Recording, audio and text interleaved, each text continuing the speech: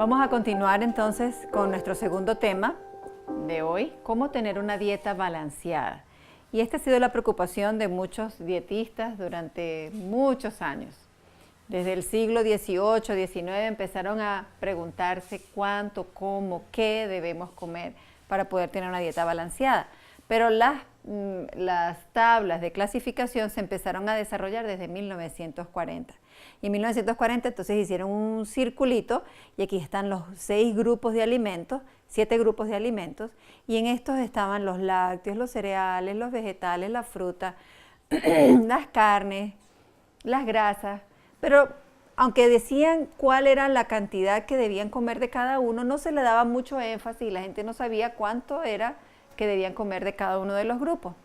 Para la década del 50 y del 60 se desarrolló esta tabla y en esta tabla estaban los 4 básicos y entonces teníamos el grupo de los lácteos, el grupo de las carnes, el grupo de los cereales y los panes y los vegetales y las frutas lo colocaron en uno solo. Por primera vez dicen fitness, hablan de entrenamiento, de que había que acompañar todo esto con ejercicio. Ya para la década de los 70 estaban preocupados porque se estaba comenzando a ver los problemas de los excesos, la obesidad, el sobrepeso, y empezaron a limitar un poco las grasas y los dulces, los azúcares. Pero no fue sino hasta la década de los 80 que se comenzaron a desarrollar las pirámides nutricionales. Y la pirámide fue una manera más clara de demostrar a la gente cuánto debían comer. Entonces la pirámide tenemos una base amplia, quiere decir que esto es lo que más deben comer. Esto es lo segundo en importancia, frutas y vegetales, cereales en primer lugar. Luego tenemos las carnes y los lácteos y por último los aceites y los azúcares. Esa fue la primera vez que se desarrolló una pirámide. Pero para el 2005 se hizo una pirámide mucho mejor, se hizo horizontal, ya no vertical, y cada color significa un grupo de alimentos. Tenemos en anaranjado los cereales, los vegetales en color verde, las frutas en color rojo, lo amarillo son aceites, lo azul son los lácteos y lo violeta las carnes y los granos, los leguminosas. Colocaron una escalera, porque entonces se dice que esto sin ejercicio no es suficiente, tenemos que hacer actividad física. Y se coloca también la cantidad de alimentos que debe consumir de cada uno de los grupos. 6 onzas de cereales, 2.5 tazas de vegetales, 2 tazas de frutas, 3 tazas de leche al día y 5.5 tazas de granos o carnes al día. Esto, cuando se hizo esta pirámide, todavía no era muy claro para algunas personas cómo se debería ver el plato con estas cantidades. Así que Michelle Obama le pide a la USDA, que es la organización que se determina cuánto debe comer, la organización que dice qué se debe comer y cuánto se debe comer, de que hicieran algo más sencillo. Así que la USDA diseñó un plato. Entonces en el plato tenían mitad frutas y vegetales y la otra mitad cereales y proteínas. Y tenían un vaso de leche en la esquina, queriendo decir que esto era importante.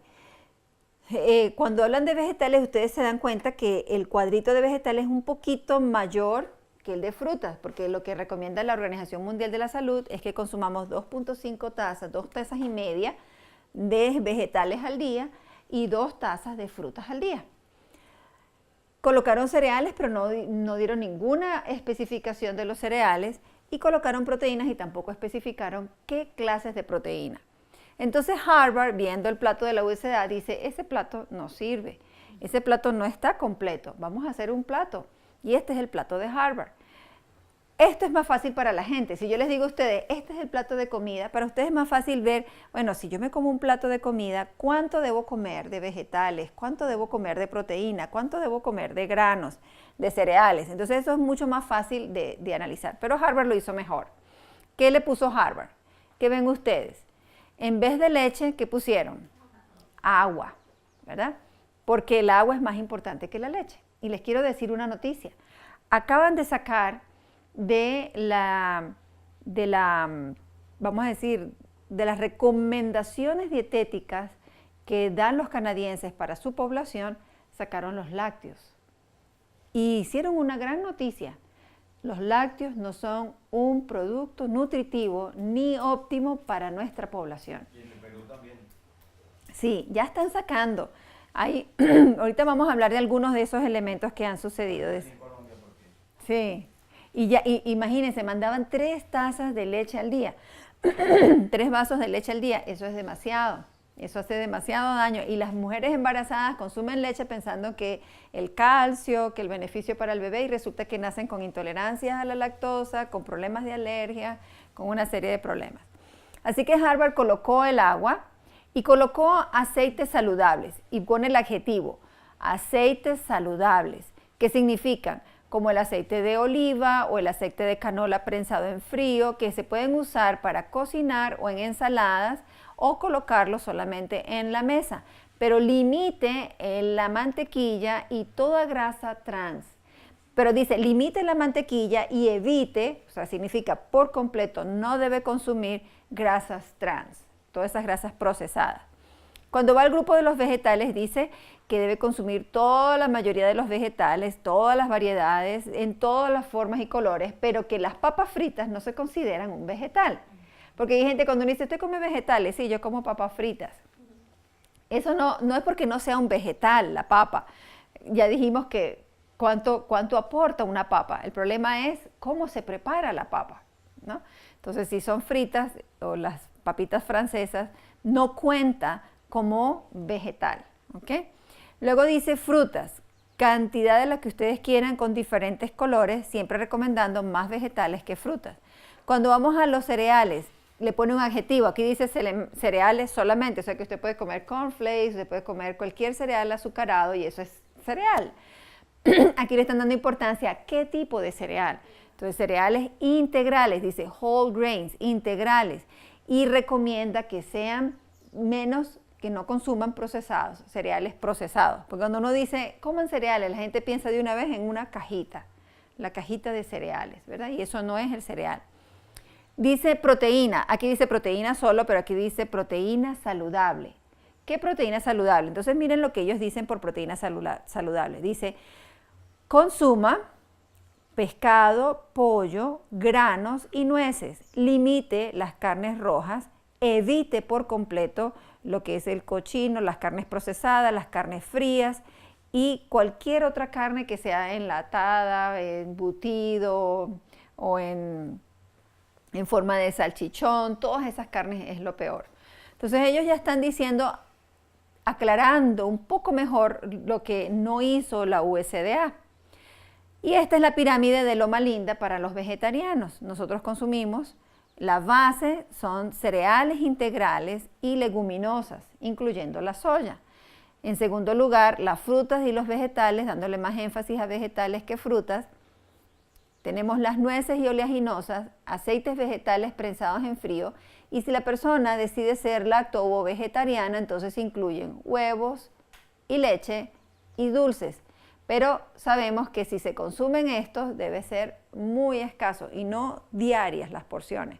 Pero nosotros recomendamos que para una dieta más saludable deberíamos llegar hasta acá, ¿sí? Hasta esa área de la pirámide. Entonces, fíjense, esta es la noticia de Canadá. En Canadá acaban de sacar los productos lácteos, lo coloqué como ellos lo publicaron en el periódico. Desde julio 2017 publicaron que de la guía alimenticia no debían colocar los lácteos. No debían colocar los lácteos. Eso es un avance. Ya la información está haciendo un efecto en la comunidad, en la población, en los gobernantes, porque hay mucha información, pero no se le da importancia a esa información. Esta fue la noticia en el periódico de extraer la leche como un producto de la guía alimentaria. Cuando hablamos de 2 tazas y media de frutas y 2 tazas de fruta y 2 tazas y media de vegetales, esta es más o menos una imagen como para que vean el cálculo. Eso dice la OMS, pero Si vamos a la World Cancer Research Fund, que es otra organización muy parecida a la OMS, y ellos son los que se dedican a estudiar el efecto de la dieta y el cáncer, ellos dicen que esa cantidad es muy poco. Nosotros debemos consumir más si queremos protección.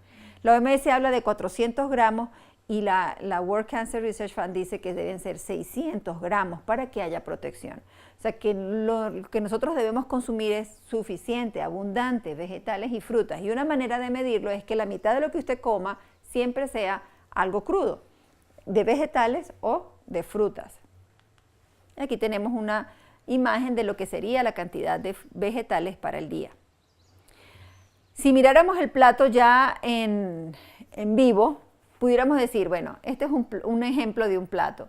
Tenemos vegetales, ¿verdad? En forma de ensalada, pero también podemos incluir vegetales cocidos al vapor, como el brócoli, como la zanahoria, que se pueden comer crudos o cocidos, el coliflor, las hojas verdes, todas ellas se pueden comer crudas o cocidas y entra dentro de este grupo que sería la mitad.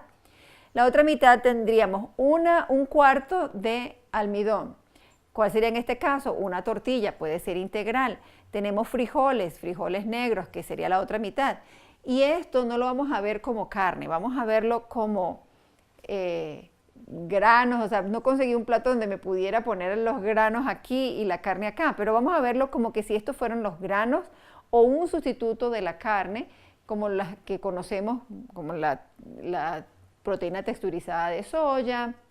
Los champiñones son muy ricos en proteína y hay muchos otros productos que podemos usar como sustitutos de la proteína saludable, más saludables. ¿Qué debemos consumir? Entonces, lo que ustedes van a ver aquí es que vamos a consumir como vegetarianos estrictos cereales integrales, leguminosas, vegetales, frutas y oleaginosas. Y vuelvo a repetir, si fuese lacto o vegetarianos está en un proceso de cambio, entonces estos serían los ingredientes que se incluirían. Este es otro plato y aquí vemos vegetales, vemos las frutas, los granos cereales integrales y las fuentes de proteína. Entonces podemos usar desde el tofu, los frijoles frescos o verdes, los frijoles secos y las nueces o oleaginosas. Cuando hablamos de grasas saludables podemos usar el aguacate, el coco, el ajonjolí, el aceite de oliva. Y cuando hablamos de vegetales, estamos hablando de vegetales no almidonados. Fíjense que aquí está la papa, no está aquí. ¿Okay? La papa entra dentro del grupo de los almidones. Entonces, aunque no es un cereal, es un tubérculo, lo colocamos en este grupo porque él es parte de lo que es el almidón que debemos consumir. ¿Okay? Entonces, esto queda mucho más claro para nosotros qué es lo que debemos consumir. Entonces, ¿cómo consumirlos de una manera balanceada? ¿Qué debemos saber para poder consumir todos estos grupos de una manera balanceada? Primero, tenemos que conocer el ritmo circadiano. ¿Cuáles son las hormonas que nosotros producimos a diario y cuál es su función y cuál es la fuente de energía para que ellas trabajen de manera que sepamos cómo debemos comer? Eso lo vamos a ver ahora. Debemos conocer también el balance calórico, proteico que necesita nuestro cuerpo. Yo soy una persona sedentaria, paso mucho tiempo sentada, soy una persona que estoy muy activa, siempre estoy en movimiento, necesito 2.000 calorías, necesito 2.500, necesito 3.000, ¿cuántos necesito de acuerdo a mi movimiento? Aunque nosotros siempre decimos acá, no cuenten, porque es muy complicado, ¿verdad? Quienes hacen dietas contando porciones, contando esto, haciendo medidas, pesando la comida. No necesitamos pesar cuando hacemos esta dieta, pero sí saber que si yo soy una persona sedentaria, no necesito tantas calorías, entonces bajo un poco, reduzco aquellos alimentos que aportan más calorías, reduzco las grasas, reduzco los almidones y de esa manera pues puedo trabajar bien sin necesidad de sobrealimentarme. Tenemos otro elemento que es conocer qué productos hay cerca de mí. Si yo vivo aquí en Colombia y aquí yo consigo vegetales y frutas frescas que se dan a veces por cosechas, aprovecho esas cosechas. Ahorita estamos en la época de los cítricos, ¿verdad? Tenemos muchas naranjas, muchas mandarinas. Es mejor la naranja y la mandarina que comerme una fruta, por ejemplo, la manzana, que no se produce aquí, que cuando la traen pasa un tiempo mientras la cosechan, la colocan en las cajas de transporte, luego en los aviones o en los barcos, y entonces cuando llega, ¿cuántos días han pasado? Entonces todo ese tiempo que ha pasado va disminuyendo su potencial nutritivo. En cambio, si yo como algo que está recién cosechado o cuando, por ejemplo, usamos aquí nuestros productos de la huerta y sacamos del día unas hojas de kale, unas hojas de alfalfa, unas hojas de lechuga, que las cosechamos el mismo día y las colocamos en el plato, ustedes no saben el potencial nutritivo que tiene eso, ¿verdad? Mucho más nutritivo, con muchas más propiedades. Y por supuesto que lo que más nos debe preocupar a nosotros es en producir una buena sangre. No es solamente un colon limpio, porque mucha gente se preocupa por tener el colon limpio y hacen limpiezas de colon. Lo que necesitamos es tener una buena sangre. Y para tener una buena sangre lo que necesitamos es comer todos estos productos que hemos mencionado. Hablamos de que hay varios grupos de alimentos. Sabemos que los macronutrientes son proteínas, carbohidratos y grasas. Esto se los traigo nada más como un repaso para que veamos dónde están. Y los micronutrientes son las cosas más pequeñas que aportan los alimentos como minerales, vitaminas, minerales traza y además fitoquímicos. Ahora, cuando hablamos de proteínas, carbohidratos y grasas, ustedes se van a dar cuenta que hay varios grupos. Proteínas. Los cereales tienen proteínas, los granos tienen proteínas, las oleaginosas tienen proteínas. Si vamos a los carbohidratos, las frutas tienen carbohidratos, los cereales tienen carbohidratos, los vegetales tienen carbohidratos. Si hablamos de las grasas, bueno, las oleaginosas están en proteína, pero también tienen grasas. Y hay aceites procesados que son grasa ya, solo grasa. Ahora, la ADA, y esto es importante que ustedes lo sepan, porque todavía hay gente que duda. La ADA, que es la Organización Americana de Dietética, ellos dicen que una dieta vegetariana y apropiadamente planificada, incluyendo vegetarianos estrictos que no consumen ni huevos ni lácteos, es saludable, nutricionalmente adecuada y puede proveer beneficios para la salud en prevenir y tratar ciertas enfermedades. Todavía hoy enseñan que si no consumimos proteína animal, no podemos tener una buena salud. Y eso es falso. Eso ya ha pasado, ya hay demasiados estudios que demuestran que la proteína de origen vegetal hace lo mismo, trabaja igual, es mucho mejor, es saludable, no va acompañada de grasas, ni tóxicos, ni antibióticos, ni elementos que puedan perjudicar nuestra salud. La dieta vegetariana bien planificada también es buena para cualquier estado o ciclo de la vida. O sea, si soy anciano, si estoy embarazada, si estoy lactando, si soy adolescente, si estoy en periodo de crecimiento y si soy atleta, también es buena. Y cada vez más atletas se unen al grupo de los vegetarianos. Y ustedes lo pueden ver en las noticias. ¿Cuántos atletas hay que están en el grupo de los vegetarianos? Porque se están dando cuenta que les da más resistencia, mejor. ¿Cuántos atletas no han muerto de un infarto? ¿No? Ustedes han recordado, han visto casos de personas que jugando en pleno campo mueren de un infarto. Y uno dice, pero bueno, si son deportistas, son saludables, ¿cuál es el problema? La dieta. Y muchas veces es porque es dieta rica en proteínas que hace que vaya acompañada de su grasa y afecte su sistema cardiovascular. ¿Necesitamos suplementos para una dieta como esta? ¿Qué dice la ADA? No dice que necesitamos suplementos, ¿verdad?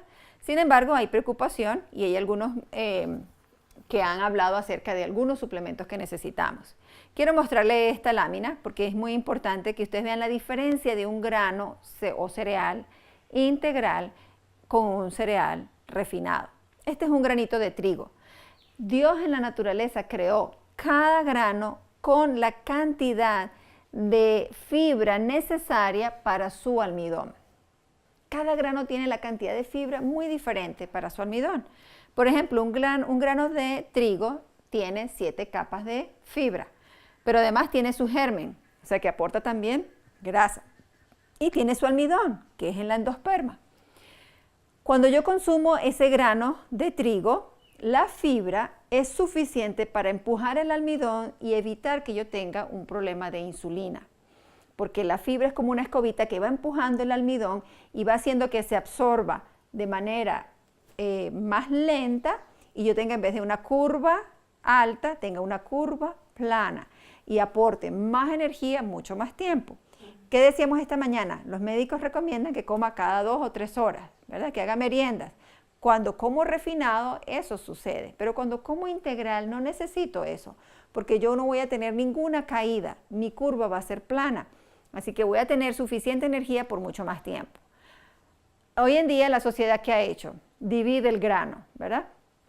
Cuando se refina, entonces tenemos el afrecho o bran, vendemos la harina blanca y vendemos el germen de trigo. Y cuando usted quiere hacer un pan integral, usted mezcla harina blanca, afrecho y germen para hacer su pan. Pero nunca usted lo va a hacer de la manera divina y sabia como lo hizo el Señor. Cuando Él lo hizo de esta manera, el grano de maíz tiene las capas que necesita para su almidón, el grano de arroz tiene las capas que necesita para su almidón y cada grano tiene un tipo de capa diferente al almidón que contiene. Ahora, no solamente eso es un problema, el otro problema es que cada grano contiene otros elementos. Tiene fibra, ácido fólico, hierro, vitamina B1, zinc, magnesio, selenio y 24 elementos más. Cuando usted lo refina, todo esto se pierde. Pero usted compra la harina blanca y dice enriquecida. ¿Con cuántos elementos la enriquecieron? Con 4 que exige el gobierno. 4 elementos de 24, ¿cuántos perdió? 20 elementos. Cuando nosotros consumimos el grano integral, tenemos todos los nutrientes que él puede aportar. Por eso es importante tratar de hacer un esfuerzo de conseguir cereales que sean integrales para poder aprovechar todo lo que ellos aportan. Cuando consumimos alimentos crudos, aquí también hacemos énfasis en comer alimentos crudos, ensaladas, en las barras de ensalada. ¿Por qué le hacemos énfasis a lo crudo? Porque no hay destrucción de nutrientes, porque requiere masticación intensa. Y si requiere masticación, yo estoy ejercitando mis músculos, estoy ejercitando y mejorando mis dientes, estoy trabajando mis encías y eso ayuda. Hay tantos niños hoy en día con problemas de dientes, todos torcidos, dañados, porque no se le dio nada duro. Los odontólogos dicen, a los niños hay que darle cosas donde ellos mastiquen. ¿Qué le damos nosotros? Todo papilla, todo licuado. Estimula la salivación, limpia los dientes, incrementa la saciedad porque tiene mucha más fibra y es una fibra que no siempre son hidrosolubles, mejora la digestión, previene el comer en exceso y normaliza el tránsito intestinal. Cuando usted come ensalada, ¿qué pasa? Su tránsito mejora, usted va a tener un mejor tránsito intestinal. Estos son los elementos que dicen los expertos que tenemos problemas los vegetarianos cuando consumimos cuando somos vegetarianos. Generalmente los vegetarianos tienen deficiencias de hierro, yodo, zinc, vitamina D y ácidos grasos omega 3. Y si son estrictos, además de esto, B12, calcio y proteína. Ok, yo les voy a hablar de qué es lo que realmente sucede. Esto es lo que se creía. El hierro, vamos a hablar del hierro. El hierro Hem, que es el hierro que proviene de la carne, que se decía que era el mejor hierro, hoy en día no lo es. Hay personas que tienen anemia y todavía siguen consumiendo hígado para poder mejorar su anemia porque piensan que como es rico en sangre y tiene el hierro Hem de la hemoglobina, es mucho mejor que el hierro que aportan los vegetales. Hoy en día ustedes ven un pedazo de hierro. Si dejamos un trozo de hierro a la intemperie, al agua y al sol, ¿qué pasa con ese hierro? Se oxida. Lo mismo sucede en nuestro cuerpo. El hierro que más se oxida es el hierro que proviene de la fuente animal. El hierro que menos se oxida es el hierro que viene de fuente vegetal. Antes se decía que nosotros debíamos tener altos niveles de hemoglobina para decir que estábamos bien. Y entonces decíamos que 14, 15, 16 era bueno. Hoy en día se dice que no, porque mientras más alto es su nivel de hemoglobina, más propenso es usted a desarrollar cáncer y enfermedades metabólicas. Y el hierro que usted tiene en exceso provoca la oxidación de colesterol y otras sustancias, células, producción de radicales libres y promueve muchos más problemas. Entonces, los vegetarianos que tenemos un hierro quizás un poco más bajo que la población en general, tenemos una ventaja por tener el hierro bajo. El yodo es normal, es bajo en personas vegetarianas o no, porque el problema del yodo no es la presencia de yodo. Toda la sal está yodada, toda la que consumimos cuando es sal refinada. ¿Por qué tenemos problemas con el yodo? Es otra la fuente y eso lo vamos a ver en otro momento, pero los problemas del yodo se deben a los disruptores hormonales. Hoy en día la mayoría de los alimentos que consumimos, cuando son de origen animal, tienen muchos tóxicos y esos tóxicos actúan como un disruptor hormonal impidiendo que el yodo pueda ser utilizable. Y eso es lo que está trayendo muchos problemas hoy con la tiroides. El zinc está presente en los cereales integrales. Si somos vegetarianos refinados no tenemos el zinc, pero si somos vegetarianos integrales vamos a obtener el zinc. La vitamina D la conseguimos en alimentos y también en el sol. Y realmente los alimentos vegetarianos contienen también su vitamina D. Los ácidos grasos omega 3 son bajos en los vegetarianos porque nosotros no los necesitamos. Y los estudios dicen que cuando estamos embarazados y somos vegetarianos, nuestro cuerpo es capaz de reproducir más omega 3, de crear más omega 3 porque lo necesitamos. Pero si no estamos en esos estados donde necesitamos el omega 3, no lo producimos. Así que el omega 3 es un protector de las enfermedades cardiovasculares y los vegetarianos no tenemos necesidad de eso. Por eso es bajo. El calcio puede ser bajo en los vegetarianos, pero es un mejor calcio. Las fuentes de calcio nuestras están en las hojas verdes, en los cereales, en las oleaginosas y en los granos. Pero, ¿cuál es la diferencia? Nuestro calcio no va acompañado de un exceso de proteína y por ende no se pierde. En cambio, el calcio que va acompañado de proteína animal, como la leche, el huevo, el queso, como tiene tanto exceso de proteína, los riñones liberan el exceso de proteína a través renal y pierden calcio. Y por eso las personas, aún comiendo como comen, con carnes, proteínas, animales, con leche, tienen problemas de osteoporosis, que no lo tiene el vegetariano. Y la proteína no es ningún problema, ya lo vimos lo que dice la ADA y lo que dice la Organización Americana de Dietéticos, que no necesitamos consumir proteína animal. Nuestra proteína de origen vegetal es suficiente y es buena y hace lo mismo que la proteína animal. Ahora, ¿cómo comer según el ritmo circadiano? ¿Qué es lo que debemos conocer de esto? En la mañana nosotros liberamos ciertas hormonas y en la noche liberamos otras hormonas. El ritmo circadiano es el ritmo de vigilia y de descanso que tiene nuestro cuerpo, ¿no? Cuando uno escucha ritmo circadiano, ¿qué piensa? Pues tenemos un ritmo, tenemos un reloj interno que va diciendo que es hora de dormir, que es hora de pararse, amaneció y tenemos que trabajar, o está oscureciendo, tengo que ir a descansar. Pero ahora se sabe mucho más acerca del ritmo circadiano, cada vez se sabe más. Nuestro cuerpo tiene un ciclo parecido al que tiene la Tierra gira alrededor del Sol, gira sobre su eje, hay ciclos semanales, ciclos anuales, ciclos mensuales, y asimismo nuestro cuerpo tiene un ciclo. Nosotros tenemos como mujeres ciclos hormonales de 30 a 28 días, así que todo se maneja según un ciclo y hay un reloj interno. Cuando los científicos estaban descubriendo esto, decían, ¿dónde estará el centro de ese reloj? Y hubo una médica, una doctora la doctora Agatha Trash, que hizo un experimento con un niño que sufría de autismo, y ustedes saben que los niños autistas desarrollan ciertas inteligencias de una manera mucho más profunda que una persona normal. Y este niño tenía la inteligencia del tiempo. Él sabía siempre qué horas eran. Y él le preguntaban, Juancito, ¿qué hora es? Y él decía, son las 2, son las 12, son las 1, sin mirar el reloj, sin necesidad de ver el sol.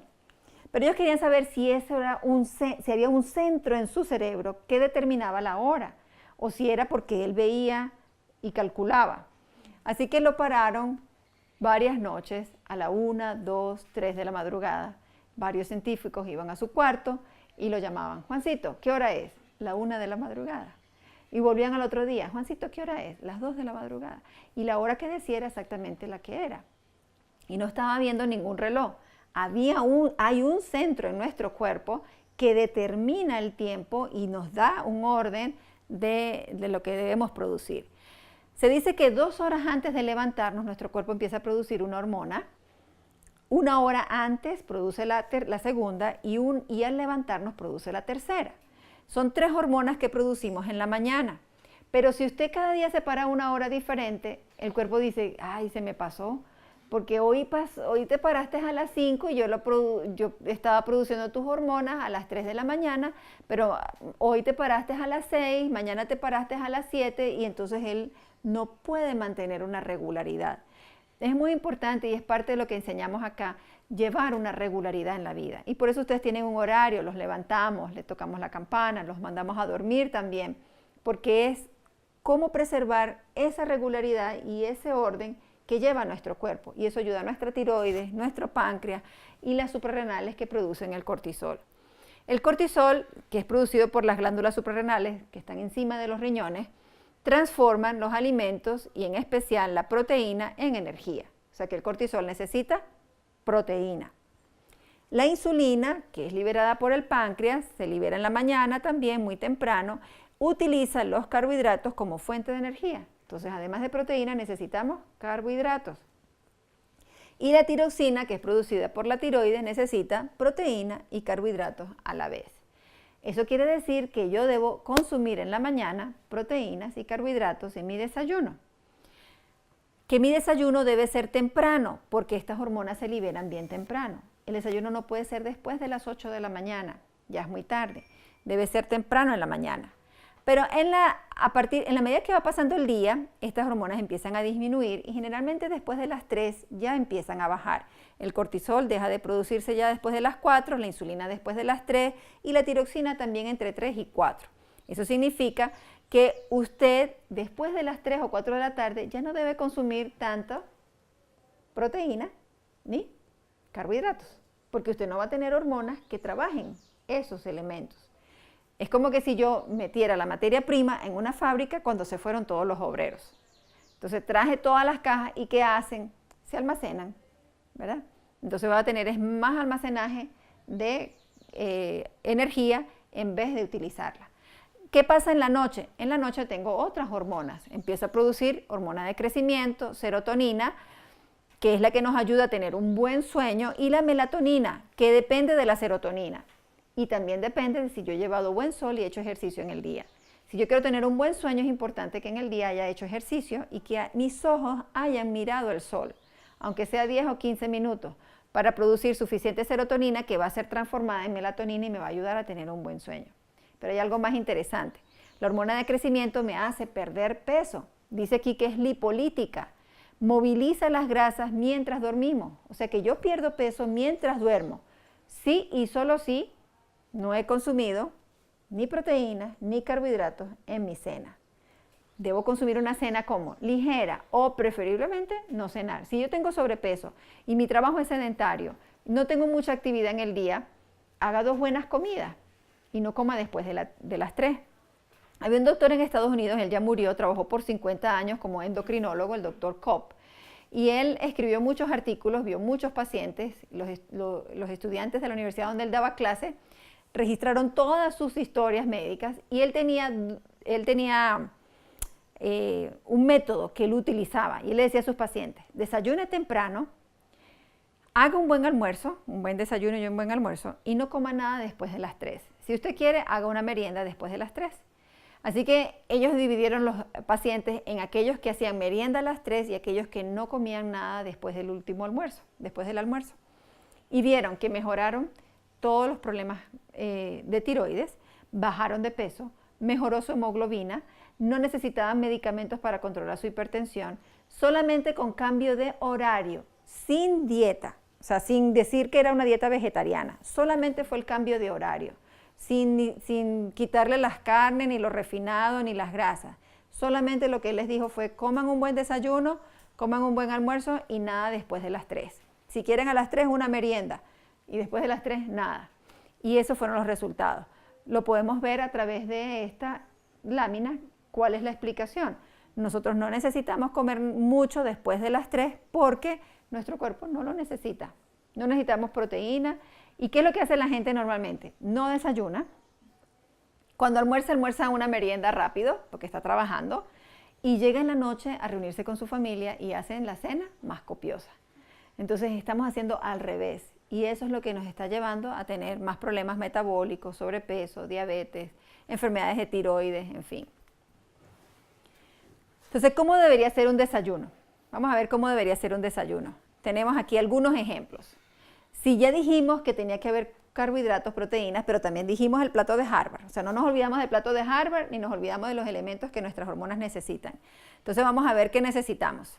Nuestros desayunos pueden ser de sal. Cuando digo de sal es que en vez de frutas sean vegetales, pero también pueden ser de frutas. Entonces vamos a ver algunos de ellos. Aquí tenemos uno de frutas, un cereal puede ser avena, cebada, o puede ser un cereal frío. Cuando hablamos de cereal frío hablamos de cereal granola, hecho en casa o comprado, pero que sea de una manera saludable. Cuando tenemos una vida rápida, no tenemos facilidad, bueno, la granola puede ser una opción. Entonces consumimos frutas, consumimos cereales. Bueno, ¿dónde está aquí? ¿Dónde está aquí los carbohidratos y las proteínas?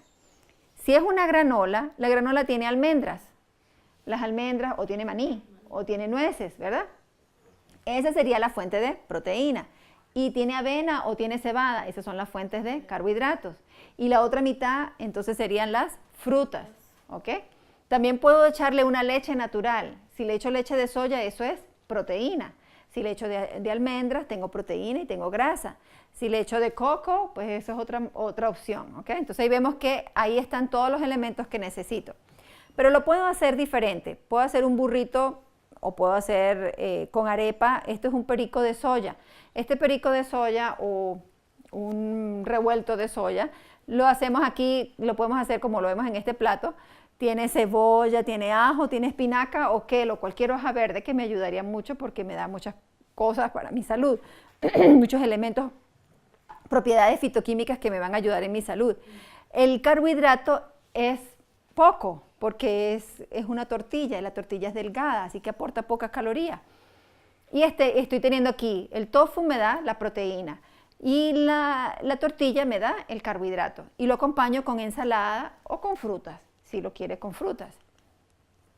Esta es otra forma de desayuno. Tenemos ahí un estofado de vegetales salteados y ahí podemos colocar coles de Bruselas, repollo, hojas, zanahoria, pimentón, cebolla y otra manera de consumir. ¿A cuántos no les gusta? Aquí en Colombia les encanta mucho el recalentado. El recalentado es una buena opción para el desayuno. Si usted tiene arroz integral, tiene frijoles, lo recalienta en la mañana y eso también es una fuente de carbohidratos y de proteínas. Siempre recordando que debemos acompañar con frutas o vegetales. Esta es otra manera de desayunar. Mermeladas, pan integral, mermeladas naturales, ¿no? Ok, bueno, esto ya lo vimos esta mañana, el índice glicémico. Ya hablamos de esto. Vamos a pasar aquí a la otra parte. Ok. ¿Qué pasa con ese desayuno? Si el desayuno es como lo hacen la mayoría de las personas, pan blanco, un café con azúcar, ¿qué pasa con ese desayuno? Esta es la curva que voy a tener, una curva de insulina elevada, un efecto montaña rusa. Pero si mi desayuno es avena con frutas, la curva es mucho más plana y me aporta mucho más energía, no hago hipoglicemia y voy a tener más tiempo con energía. Esto mismo pasa con el jugo de naranja. Aquí tenemos la curva de la naranja. Cuando me la como completa, fíjense cuánto tiempo dura en darme energía y no me sube la glicemia. Y si me tomo el jugo de naranja, no tengo nada en contra del jugo de naranja, es muy rico y lo podemos tomar. Pero esto es un ejemplo nada más para que veamos que mucho mejor es comer la naranja entera que tomar el jugo de naranja. ¿Por qué? Porque la naranja me aporta 2.5 gramos de fibra y en cambio el jugo 0.5. Y si vamos al pan, el pan blanco me aporta 0.6 gramos de fibra, en cambio el pan negro 2.2.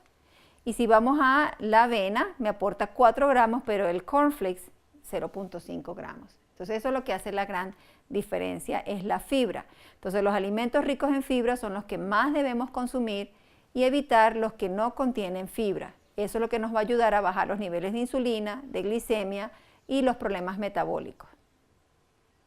Ahora, ¿cómo vamos a hacer un almuerzo?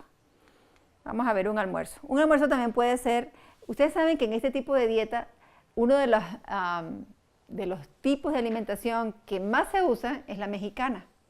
Aquí tenemos una mexicana. Porque los mexicanos consumen muchos frijoles, tortillas y vegetales. Entonces, claro, los mexicanos son, y les voy a decir algo, de los latinos son los que más mal comen son los mexicanos. Porque ellos comen como 7 comidas al día, no desayunan bien, comen muchas grasas, en fin. Hacen muchos desastres con su alimentación. Pero la comida mexicana es muy buena porque la comida mexicana nos ayuda, o sea, algunas recetas, como vemos, las tortillas son muy delgadas, tienen pocas calorías, pocos carbohidratos, Y si tenemos además, les acompañamos con los frijoles, tienen una buena fibra, nos aportan energía, nos aportan proteína y lo acompañamos con vegetales. Entonces es una forma rápida. Y si usted tiene los granos ya listos, si usted tiene su arroz integral, sus tortillas, usted fácilmente puede hacerlo. Porque muchas veces la gente piensa que la dieta vegetariana es muy dispendiosa, que tengo que hacer muchas cosas, que gasto mucho tiempo cocinando. Pero si aprendemos a hacer cosas como estas, que son más rápidas, nos pueden ayudar a mejorar. ¿Qué otra cosa pudiéramos almorzar? ¿Qué piensan? Con lo que hemos dicho, ¿qué almuerzos les gustaría? De puras semillas. De semillas, como, ajá, pudiéramos poner semillas.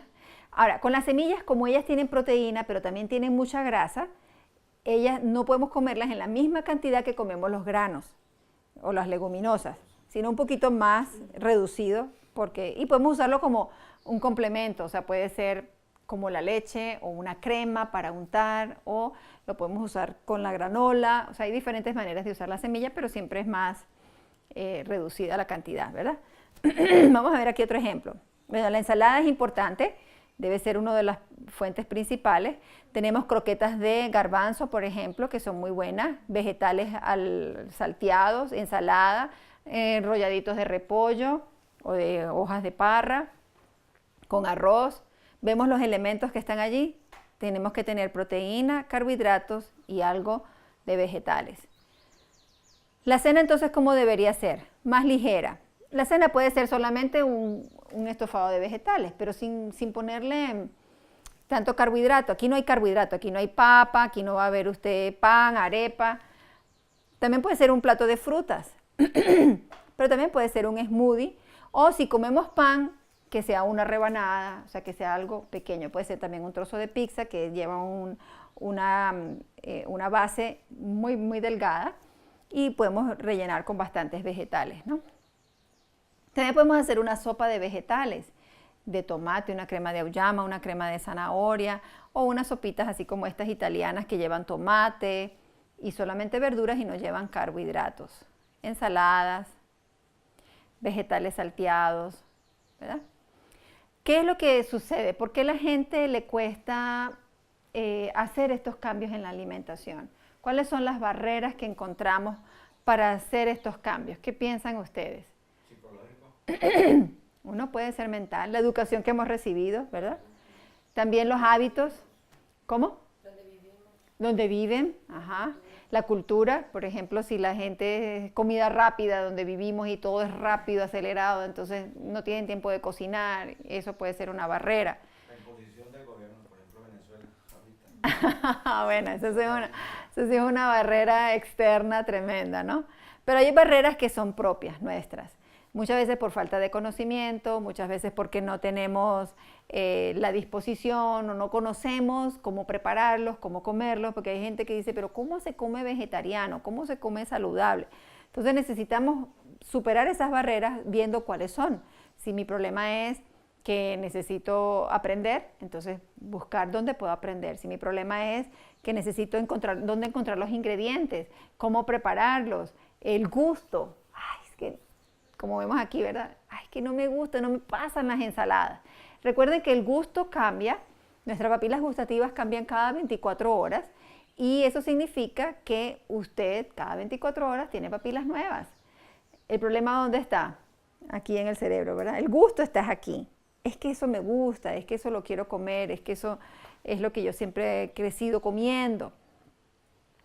La comida tiene que ser algo agradable, el momento de cocinar, de comerlos, de prepararlos, y ojalá pudiera participar la familia, al menos algunos días en la semana, donde podamos participar todos en la preparación.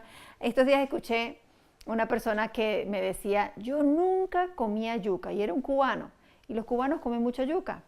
Me dice, yo no sé por qué a mí nunca me gustó la yuca, nunca la comí, pero se mudó a un sitio donde tenía un pedazo de terreno, y alguien le regaló unos trozos de yuca para sembrar.